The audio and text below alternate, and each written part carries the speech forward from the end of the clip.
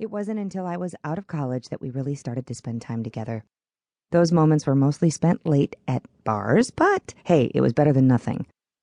When Teddy came around, my dad was professionally established enough to be able to take time off for things like school plays. He was totally present for Teddy in a way that he was not for me. At first, I resented it. I would see him at the video camera and Teddy's recitals and think, "Where were you for me, you jerk?" As an adult, I now realize that both he and my mom did the best that they could. Just because I didn't have Bugs Bunny mittens didn't mean my parents didn't love me. The good news is that most of the people who were bullies in grade school wind up being dorks in high school. I explained that to Teddy, thinking back on 2 boys in particular who peaked in the 3rd grade. "You won't have to deal with these kids when you get older," I added. She seemed relieved at the news. "Do they have bullies in heaven, Jenny?" Teddy asked. The question surprised me, but then I remembered asking my mom if they had leotards in heaven when I was Teddy's age.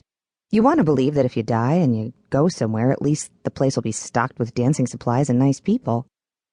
"No, sweetie," I said. "I don't think any mean people are allowed in heaven." "Well, then, where's Grandpa going to go when he dies?" she asked matter-of-factly.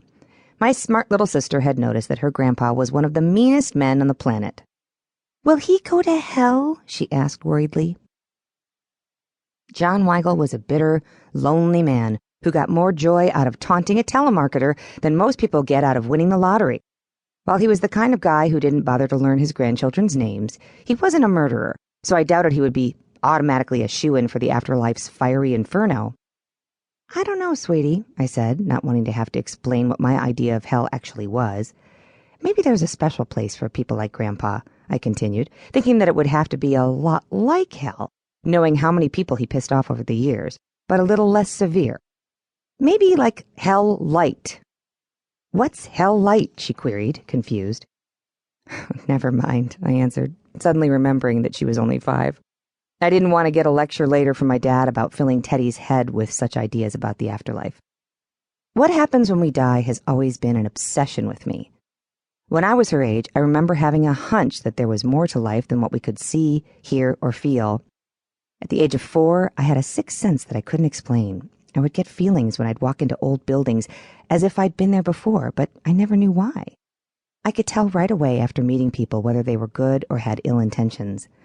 I would get an incredible stomachache just before something bad was going to happen. I told my parents these things, but they were too busy dealing with their divorce to do anything about it. Once, after I spent a few days curled up on the couch with another bad bellyache, my mom took me to the family doctor. He concluded that I was making up my symptoms for attention. I decided that I would never share these things with my parents again for fear that they'd take me back to that doctor who thought I was full of crap.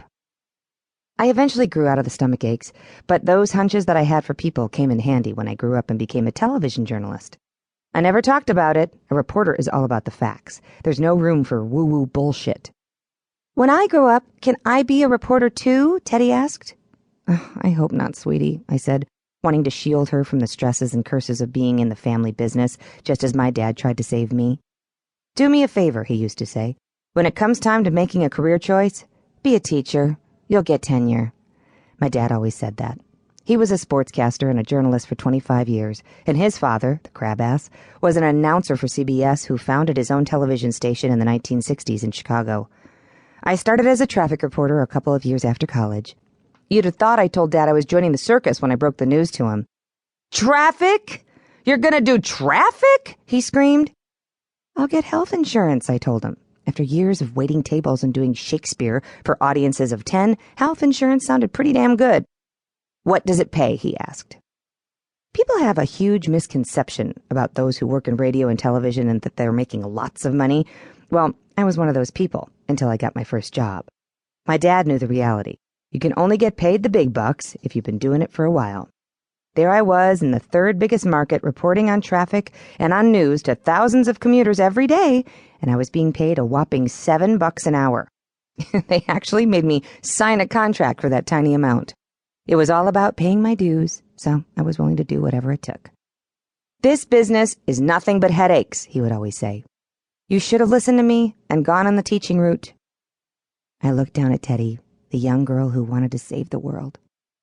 "You just keep being nice to the kids at school that nobody else will talk to, and then reporters will want to do stories on you."